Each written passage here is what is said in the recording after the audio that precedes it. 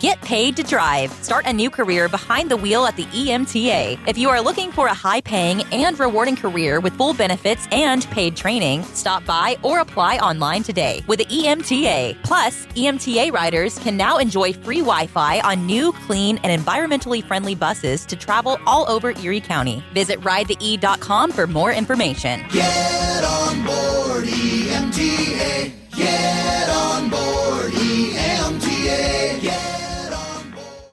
Quickfill gasoline is made right here in America. United Refining Company, who operates Quickfill, refines its gasoline from North American crude oil in Warren, Pennsylvania. When you buy United Refining Company gasoline at Quickfill, you keep jobs and businesses in America. And you keep American families strong. You don't need to send your money overseas when you buy gasoline. Buy American-made gasoline at Quickfill. Quickfill, driving America. Welcome to TalkErie.com's Joel Natale Show, Erie, Pennsylvania's daily podcast. Every day, we tackle the biggest issues that the Erie PA region faces. Stay informed and involved as we advance the narrative of Erie. Now, here's Joel Natale. Jeremy Peterson, the CEO of the Erie Metropolitan Transit Authority, is once again with us here. Jeremy, hello. Hey, Joel, Shaney, thank you once again for having me and talking about EMTA. I love it. All right, let's get right to the big celebration here. What year is this? Fourth year? This is our fourth year, which it doesn't seem like it's been four already. But I know. this is our fourth annual 14th Fest on 14th Street, and this will take place Thursday, June 12th. It starts at 5:30 with live music from the Groove, followed by Small Town Revolution right around 8 p.m. This party will take place on 14th Street between French and Holland. Folks are welcome to stop by starting around 5 o'clock. This is a BYOC, like I said last year, bring your own chair event. And once again, the EMTA, the Downtown Partnership, they've been a very good partner in trying to do, our mission was to create vibrancy and make our area there on 14th Street sort of an entertainment district. And they've sort of fit that piece to the puzzle as far as that mission is concerned. And it's very family friendly. And what a great time. I mean, this is something we would never done before. Right, sure. Right? And this isn't just about buses. It's about being a community asset and a resource. And one other way we can sort of help give back to the community by taking the family out, relaxing, and just having a good time. So, again, what are some of the particulars? We obviously have live music, but food trucks and the whole bit? Yeah. Some of the vendors we have, Erie Ale Works has been one of our initial from 4 years ago. Nice. One of our vendors, Lavery Brewing, Happy Camper Snack Shack, the Q Abides Pit Stop, Great Barbecue, Kona Ice Erie, and then this year we'll have something different. Chuck and Ginny's Italian food truck will be on site. So a lot of good food, a lot of good vendors for beverages, and also as usual, the Union City Family Support Center will be here. Okay. Providing family-friendly and children's activities too. So that's fantastic here. And again, starts at 6, right? Or starts at 5:30. 5:30. Yeah. The music, people can start getting there at 5 o'clock if they like to set up and get a good seat or set up their seat Sure. where they want. And we're praying for good weather. I think summer's finally here, as far as weather and sun, and we've been very lucky with the weather gods as far as having really good weather for these events. That's fantastic. And again, if there's a message that you want to communicate, like you've been saying, we're here, we're an asset, we're building community, right? I mean, we've done so much in the last 6 years. This administration, we have a skeleton crew at EMTA as far as administratively speaking, and we do a really, really, really good job at making sure that our focus is on the customer. We're not the most perfect agency, but we try to get there, day by day. How do we make things better, right? Sure. It all started with our $72 million capital project that, goes from 14th and French all the way and spreads all the way to 14th and Parade. The appearance of that building is very nice. our buses, our rolling stock assets are newer. We've reduced our carbon footprint by about 70% over the last 10 years. And that's due to evolution in CNG, compressed natural gas buses, instead of the ever so long, diesel buses that would blow smoke behind it. And you always knew you were behind a bus, right? Right. So, in just the newer buses that we've been purchasing over the last 6 years have really given us a really good, clean appearance. It's a safe mode of transportation. No doubt. Okay, it's a clean mode of transportation. And the technologies that have evolved over those years are incredible. There's Wi-Fi on the buses now, free of charge. There's USB capabilities to charge your laptop or your phone, while you're riding to your destination. So, those are just a couple things, giving back to the customer. If we don't have customers, we don't belong here. We don't even, we're just not a service to any degree. So that's been our focus. What can we do for the customers? I'm interested in how, how EMTA has dealt with kind of the overall narrative of population loss. Because you've got a couple different trends going on here, Jeremy. You've got kind of population is stable, if not losing. We're hoping to turn that around, right? Yes. But you also have, generationally speaking, more... well, let's just call it a resurgence of interest and need for public transportation. I mean, if we were to go back to 1949, everybody rode the bus. Mm-hmm. Nobody. If you had a car, you had one car, and generally, if you worked at the GE or at the mill, you rode the bus to work. Absolutely. I mean, I remember GE having several bus stops just on its campus. Wow. Okay, and traffic lights within the campus. So buses were moving, and within the perimeter of, East Lake Road, Water Street, Buffalo Road, and even Franklin, a number of buses, traveling around the perimeter, just getting people to work. Now, obviously, one of two things is happening too. We're seeing trends of more younger folks taking the bus. And not purchasing vehicles, which is great. But we've also had this big shift in new American population in Erie too. So it's a completely almost different kind of ridership, right?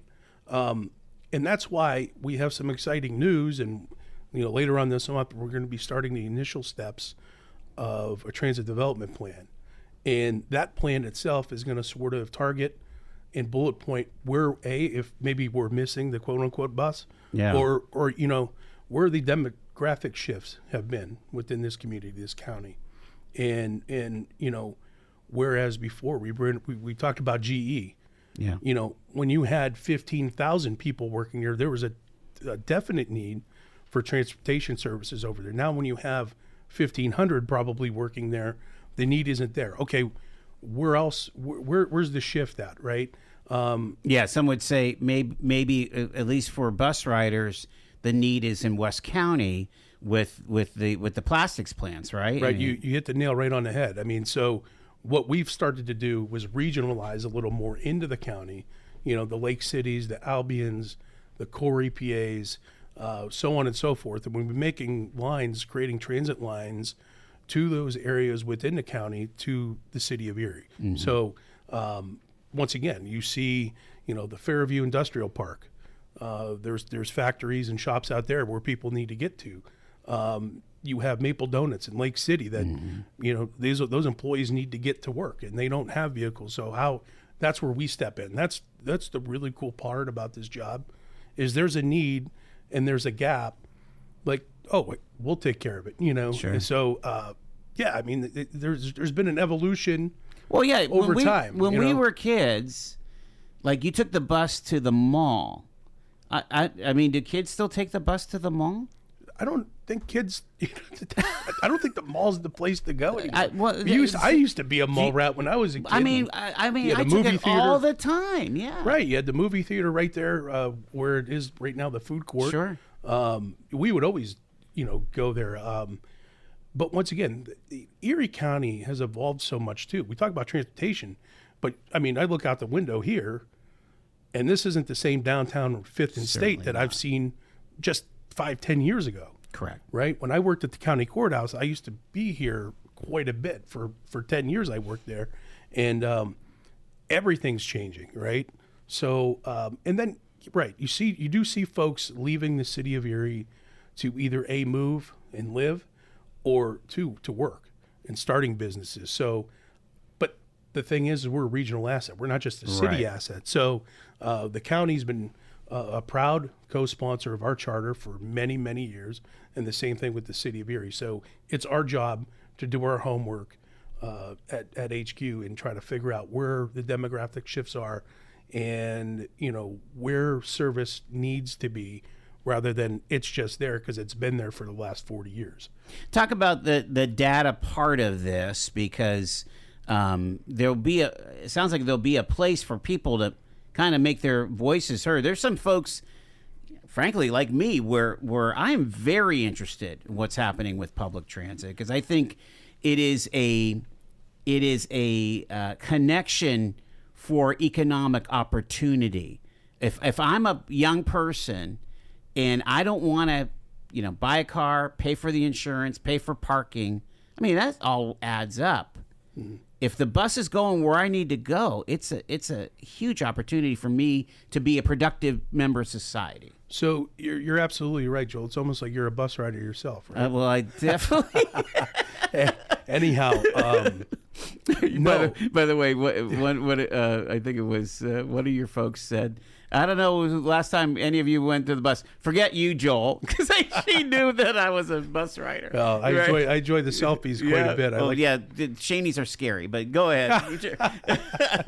No, yeah, you're right, and that's what this transit development plan is going to do for us. It's going to bring the consultant, the firm that's going to come in, used to be the Deputy Secretary of Transportation, Toby Favre, and his group. So if anybody knows transportation in Pennsylvania, including Erie, it's Toby. And him and I have had a lot of conversations over the years on, hey, let's get this done. Let's do this.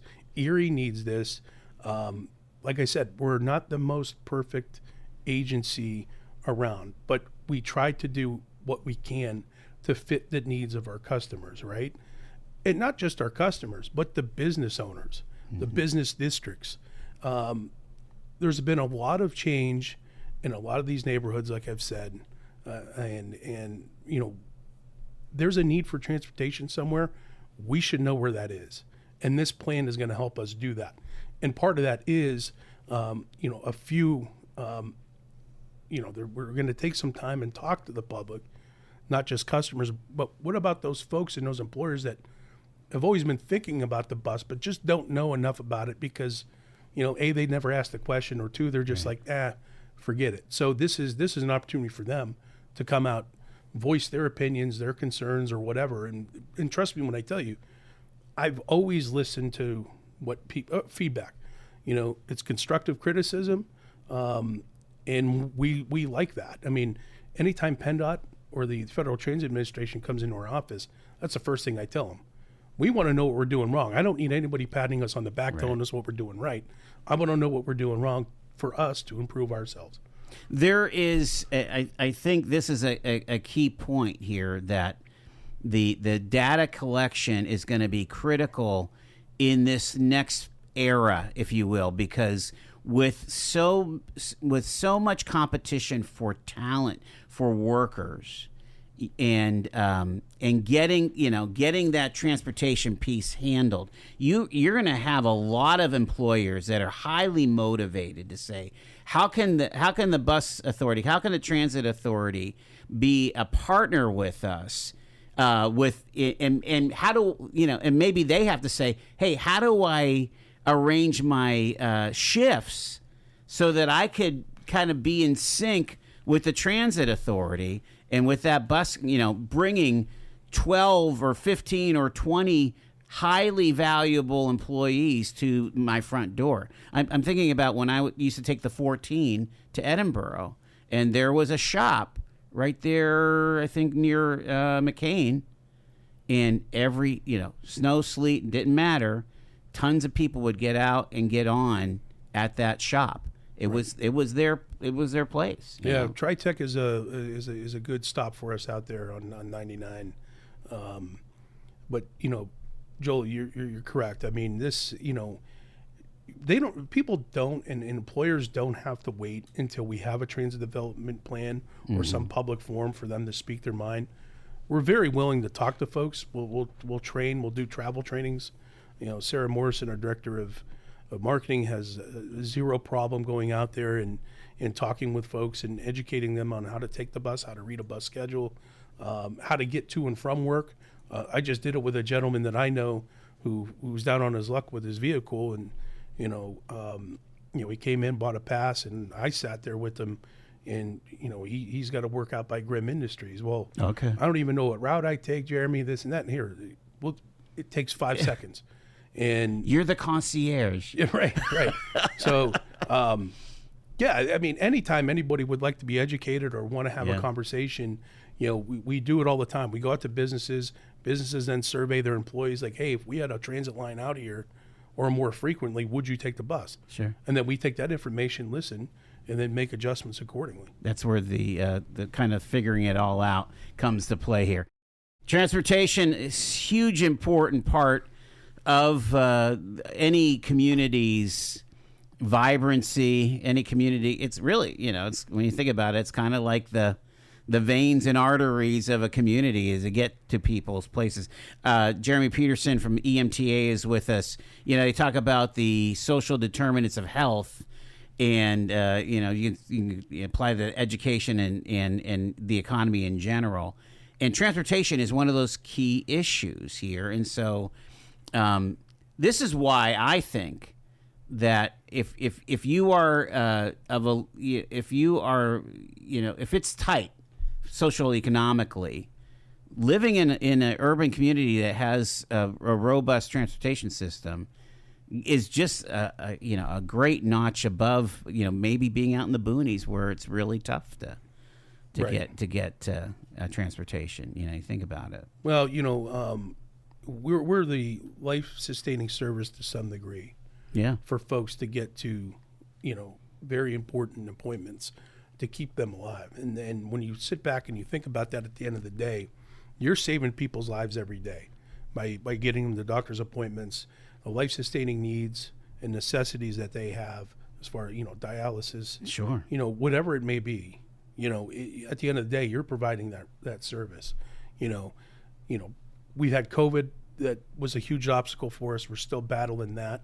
And all the rideshare programs that are out there, right? So the Uber and the Lyfts of the world, the problem that you have with the Uber and the Lyfts is, quite frankly, our drivers are, tested regularly. They have to be fit for duty. They have to have certain criteria that are met, and physicals, random drug and alcohol tests, through PennDOT and the Federal Motor Carriers manual. An Uber or Lyft, you don't know where these people are coming from. Right. Quite frankly, they could leave the bar and say, yeah, I'll pick up this ride and go pick someone up. The other thing is, if I'm in a mobility device, I can't have somebody in a Ford Focus just come pick me up. We're not going to put a mobility device, strap it to the top of a car. Our vehicles, whether it be fixed route or Lyft, are equipped with those, needs for those folks. So it provides, and it's safe. This is a driver who's been, thoroughly trained, could have been on the job for, 25 years, or even a younger one. But be rest assured, it's going to be somebody safe behind the wheel. Right. Talk about paratransit and the Lyft, because again, demographic trends, right?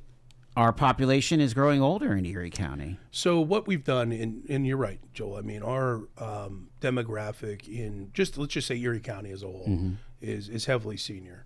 And there's been folks that say, well, there's this empty bus that goes, out Route 99. We'll pick on Route 99 for a while, right? Right.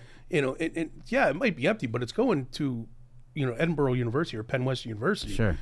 Whose students use that quite a bit to get around Edinburgh and to, the mall in the city. So, you might not see a lot of people going out to Edinburgh. However, when you explain why we put certain routes where they are, there's a method behind the madness, because you have to create complimentary paratransit service within 3/4 of a mile of any fixed route bus or any route. So I never knew that. Right. So because of you have this measly empty bus that drives past 5th and State every day, and Joel and Shane are going, man, does anybody ever ride the bus? Well, wait, let's think about it. We have Richford Arms right here. We have this facility. We have a hospital over here. Those lit buses work within 3/4 of that mile for free, and it has to be legally provided by us. So that's why we do those things. And when you tell that story to people, oh, you know what, that makes a lot of sense, and it does. Well, I can attest that, again, this is now over 8 years ago, but when I took the Edinburgh bus, oftentimes I was standing because it was so jam-packed. 7:30, 8 o'clock in the morning, kids trying to get, not only students, but faculty members. There were several faculty that lived in the city or that would drive to the mall, get on the 14 from the mall to the borough. And, and then, of course, shop workers and other workers, people, mechanics. There's several auto mechanic places along the way. It is that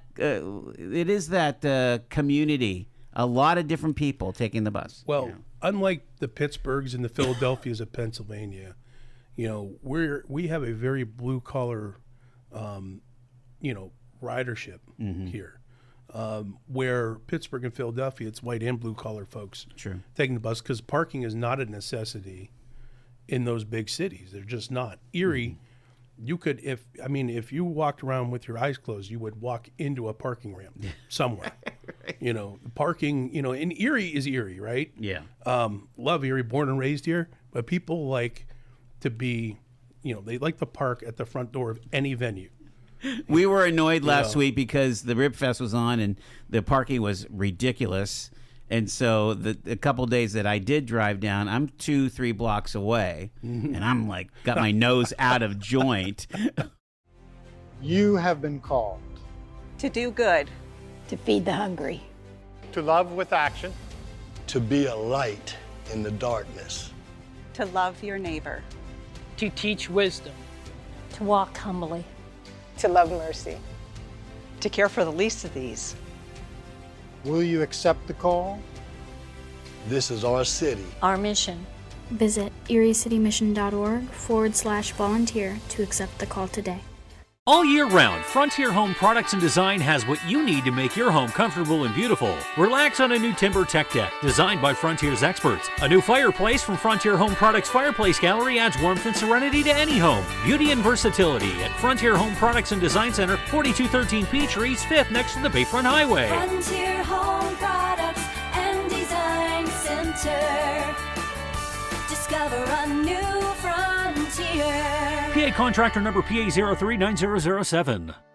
Jeremy, again, it's 14th Fest on the 12th. That's coming up here. Big celebration. Big family event right there at your facility. That's something, when I remember Kathy Dahlkemper was the county executive at the time. She always said, hey, can we do something like family oriented, or can I bring my grandkids in, to take a tour of the bus? And sure. I said, oh yeah, that'd be great. We could put them on a bus, take them through the bus wash and that kind of thing. And then I started thinking, we're about to cut the ribbon on this new building. I want to make it a celebration, not just for us, but for everybody within this community. And we are in downtown. Yes. Whether people realize that or not, because all you hear is everybody thinks downtown is 7th Street North. That's all you hear about.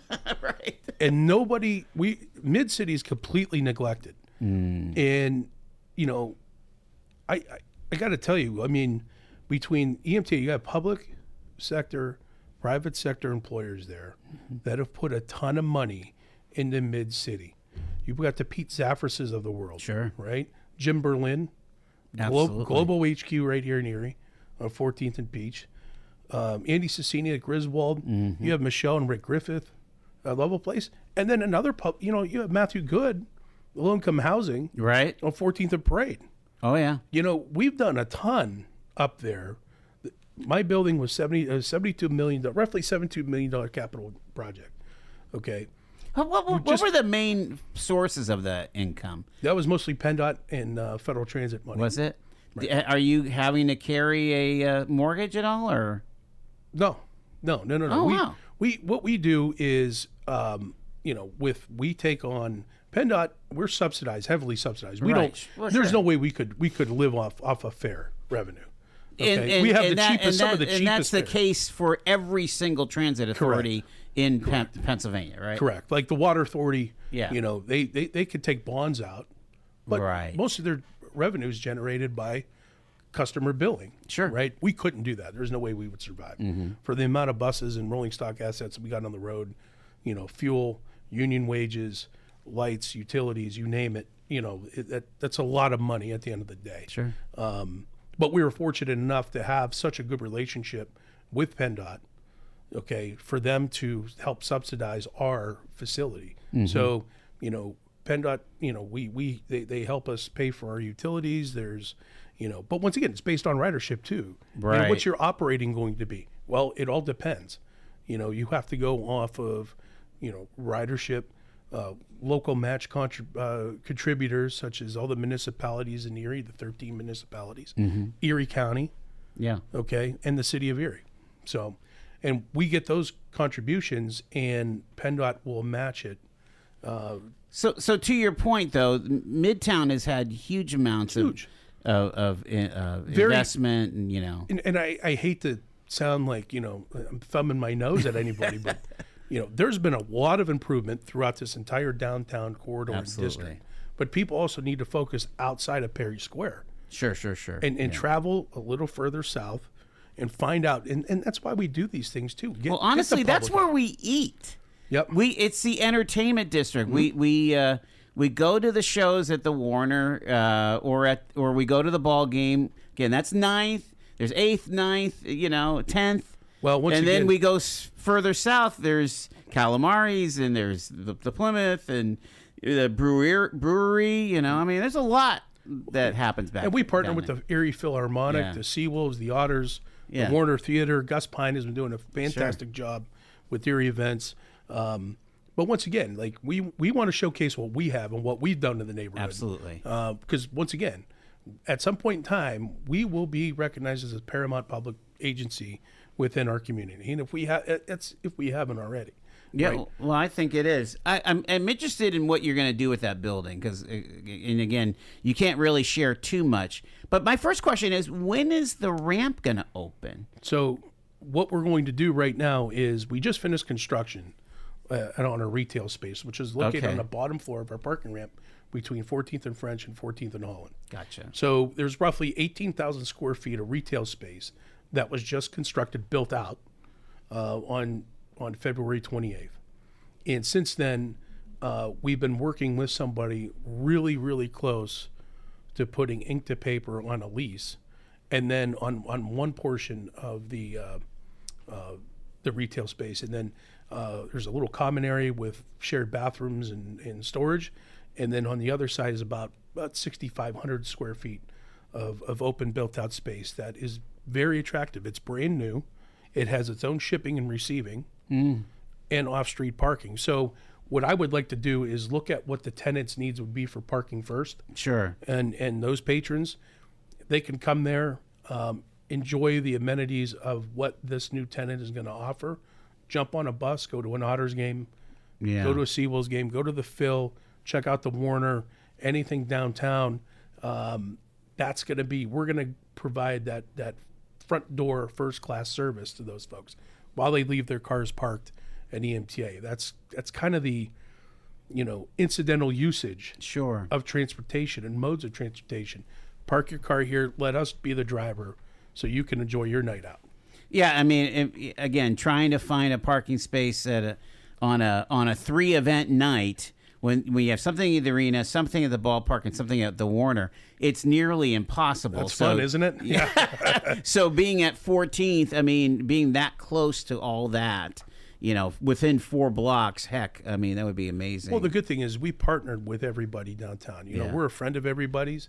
So if they have an event and they let us know about it, along that cultural loop, let's just say the cultural loop, and, we'll make a stop there if people want to park and go there. Whether, like I said, if there's something going on at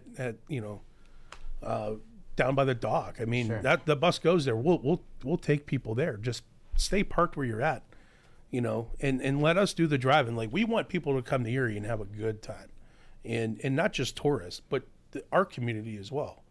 We're talking to Jeremy Peterson here from EMTA. Talk about some of the other functions, and I'm just going to kind of go through a list and see, kind of weigh in on this stuff. You have a pretty significant contract with the Erie School District. How does that work?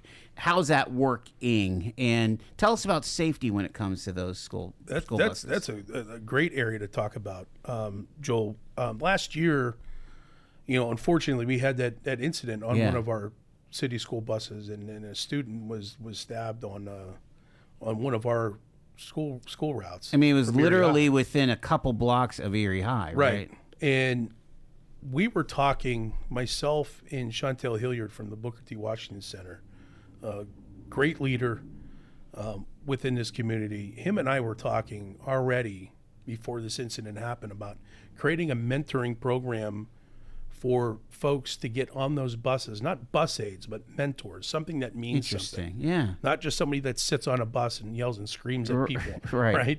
Like we did when we were kids, right? Exactly. Yeah, turn your music down. Yeah. You're being too loud, But mentors, like the people that know some of these kids in the student population, but also know the triggers of if this kid walks out of school, he's not having a good day. Bring him alongside, keep an eye on him, talk to him. Ensure a smooth, safe transition from the school to the bus and then from the bus home. Yeah. So we created a mentoring program between us and the Booker T. Washington Center, as well as the school district, being a good facilitator of this. And we wanted to make sure our buses were safe. And knowing that if my son or daughter goes to Erie High or Collegiate, that, I don't have to worry about my kids getting on a bus to get home. Yep. Or to school. That's out the window now. I mean, there since the mentoring program I think it took off right around April of last school year. We've had 3 incidents all school year, all academic year. Okay. There's times where we had the dispatch or the police dispatch to our buses 3 to 5 times a week. Oh, geez. That's not an issue anymore, and that's I got to give kudos to the school district. Brian Polito's been a heck of a superintendent to work with, and it's other people too, like Chantel Hilliard from the Booker T. Washington Center, and us just getting together and going, hey, if there's a problem here, there's got to be a way to fix it. There has to be. So when you talk about the school district, the only schools we provide service for are the high schools now. Okay. Where before we used to do elementary, middle, and high, and school districts obviously gone to those more yellow buses, which is good. It's safer. People recognize a yellow bus as a school bus. People don't recognize an EMTA bus, no matter how many lights we put on it or stop arms, as a school bus. So for the elementary and middle school students, it is safer for them to provide yellow school bus service. I guess I didn't realize that they had switched to that. Although there's still a lot of kids just walking. There's a lot of kids that walk, and there's a lot of kids. High school kids aren't stupid. Yeah. Right. And we've all been in high school before. Right. So if I have a school tripper bus that would pick me up on my corner at 7:25 in the morning, but I know at 7:45 in the morning, I could pick up a fixed route bus. Yes. And take it, and it'll drop me off at 38th and Peach, and I just walk a block and a half to school, and I'm still on time. Right. I'm going to take that later bus. So we've seen some of the student population taking our fixed routes, and they're sort of educating themselves on it, right? Makes sense. So, which is good, because it educates them on, how to take the bus, and when they're outside of school, if they need to get to the mall or something, they know how to read a bus schedule. They know which buses to pick up. Talk about the Presque Isle Express. Where do you get on it? How does that all work? Yeah, we're once again with the new water taxi service. Yeah. And Julie Slomsky starting that. That's it's going to make this Presque Isle Express. Before when we started the Presque Isle Express, the water taxi was supposed to be in service too. Okay. And once again, we talked about that interconnectedness of transportation models, right? Yep. So we have a water taxi going to Waterworks, a bus along Presque Isle servicing the stop at Waterworks. So people can get off. And let's say they want to, instead of walking to Beach 11, they can take on the bus, the Presque Isle Express, and go right to Beach 11. Nice. And then when they're done there, jump back on the bus, go back to Waterworks, take the water taxi back. So looks like June 7th, we do have some route adjustments that are going to be taking place. But that's when the Route 33 to Presque Isle Express, free service once again. Free, okay. Is gonna be once again servicing Presque Isle. Matt Green and his group down there, great people. It's a great park. It's a park we take for granted because we live here. Where do you get on it? Where's it start? So there you could take it anywhere. Now it starts. We used to do it would start at the West Erie Plaza. Yeah. And it confused some folks. I'm like, hey, if I live on the east side of town, how do I get over there? Yeah. You can get over there. We have an interline bus service. So a Route 22 would turn into Route 31, which then services the West Erie Plaza. Okay. Right? That's how you get there. But now we've sort of, looked at the route. We've extended it to basically Perry Square. Okay. Folks can jump on the Presque Isle Express from Perry Square. And once again, services the hot spots of, A Street, the Tom Ridge Environmental Center, and then all the stops along throughout Presque Isle. It stops at Tom Ridge. That means it would stop at Waldemere. Yep, sure. Well, that's, again, kid with an annual pass. Yep. That's pretty golden, right? I mean, yeah. And once again, it's affordable. We're fortunate in Erie as far as transit speaking. Right. Along those terms, transit in Erie is very, very affordable with a base fare of $1.65. I was going to say, okay, so now again, this is apples and oranges, but taking the MTA, taking the subways in New York, you never know what you're paying. Right. You get your credit card and do the chip, and you're paying that every time you go through the turnstile. Jink, jink. Sometimes it was $4.50. Sometimes it was $2.75. Right. And you just never knew. It's not, what you're paying for in Erie. Right. And Erie's simple, right? Well, and the best thing to do is just, if you have a phone, put it on the app, you get a discount for buying 20 rides at a time. Right. And that's what we tell folks. Ever since we adopted token transit and put everybody's wallet, basically making their phone their wallets and their bus passes, life's been very easy for those folks. They don't have to come down to our place anymore or find a ride to our place to buy product or passes to get on our buses. They can in tokens, which we phased out. Right? Oh, did you phase out the tokens? We phased those out with the installation of new fare nostalgia, Jeremy, nostalgia. Right? I still have about 30,000 of them back at the office. So if you want a couple, my dad always had tokens in his pocket. I mean, again, here he was, a Erie police officer. He was in the brass, but he took that old Route 5, 18th and Myrtle, jumped on to get to City Hall every day. When was that? This is 70s, 80s, early 80s. Yeah, my father was the quartermaster for the police department. Oh, they probably knew each other. Absolutely. Oh my gosh. Small world. That's Erie, right? That's Erie, right? Yeah. Talk about the future of transit. You mentioned something about micro transit or something like that. Like, let me just throw something out. I'm going to throw you a curveball here, Jeremy. You can handle it. Okay. How does ground transportation work at Erie International Airport these days? Because we don't have like a super shuttle, and I don't know how many hotels have airport shuttles. Maybe a few of them do. But I know if I'm flying into anywhere, I could usually arrange for, more than just a taxi or an Uber. I can, pay a little less for a super shuttle. Is that something that would be on the docket of EMTA? That could be. We're looking at microtransit in different modes. The Pee-wee's Playhouse word of the day has been evolution here, right? So we talk about constantly evolving transportation. You have to look at those rideshare components. I think you do. It's at least worth studying and looking at. So the way the micro transit model works is you look at specific zones within your system. And if door-to-door is better and saves you a little more money by sending big buses out in certain areas to pick people up door-to-door to get them to either their destination or nearest bus stop, okay, that might be more, once again, financially responsible with the resources we have. And once again, microtransit's cheaper than the Uber and the Lyfts of the world too. Right.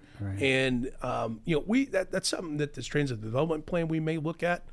We do have a few fixed routes that already service the Erie Airport. Okay. Derek Martin's been doing a better job at making sure that we have airfare coming to Erie with the Breeze, line and everything else. That can we time it so that the buses or a shuttle or whatever is there when we have those arrivals? That's what we did, and then COVID. We talk about COVID, sure. And airlines, reducing the amount of airports that they service. I don't know. You couldn't have. I don't think the Lord himself could have ran the airport authority any differently than it was ran. Right. You can't help a pandemic. You can't Absolutely. do that. So, we would have buses that were still servicing the airport, and we had folks that would take the bus to the airport, but they didn't know they may have to wait a lot longer than they used to because we had more frequent flights and airlines there at some point.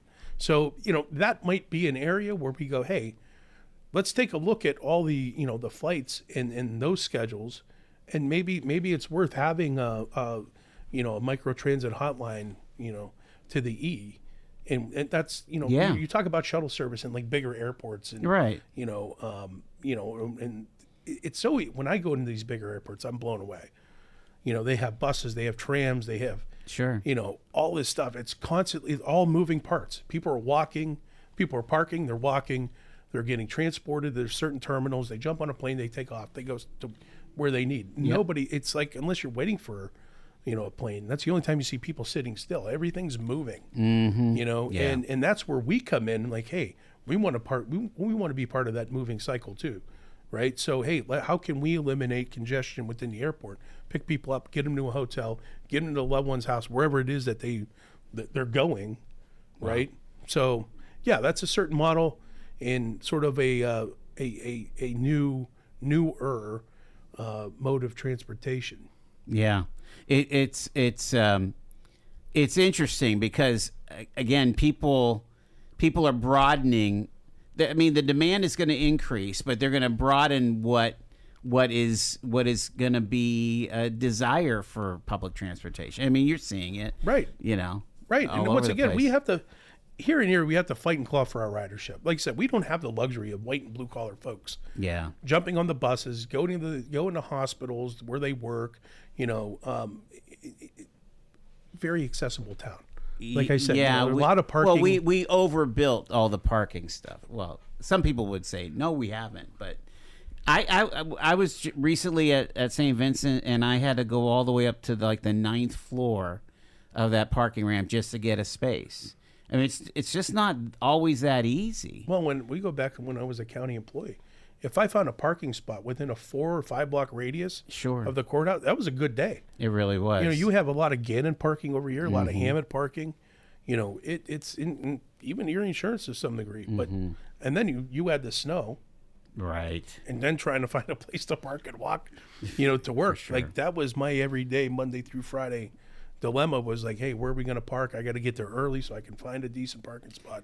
I mean, I can give a shout out of saying, I tell you, there's nothing like taking the bus to just release a lot of stress, and you get to where you're going. And again, I've been taking them for 25 plus years, honestly. Well, and we appreciate that, Joel. I mean, we just had, talking about appreciate, we just had our rider appreciation days. Nice. A little over a month ago.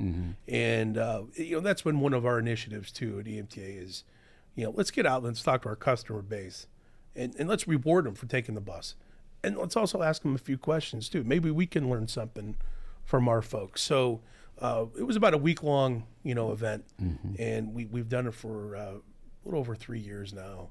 And once again, Sarah Morrison, our marketing director, really took the bull by the horns on that that initiative, and you know, it's good. You know, people should know, you know, the driver is the face of the company, but also every once in a while, the face of the company should be on those buses and talking with the customer base. Absolutely. Because once again, if it wasn't for them, we wouldn't have jobs. We'd be working somewhere else. Jeremy Peterson, again, the 14th Fest on Thursday, June 12th, over at 14th Street between French and Holland. Thank you so much for taking the time, buddy. No, thank you, Joel. I really appreciate it. Thank you. You've been listening to The Joel Natale Show, Erie, Pennsylvania's daily podcast from TalkErie.com. Subscribe to our show on your favorite podcatcher and get involved by emailing joel@TalkErie.com.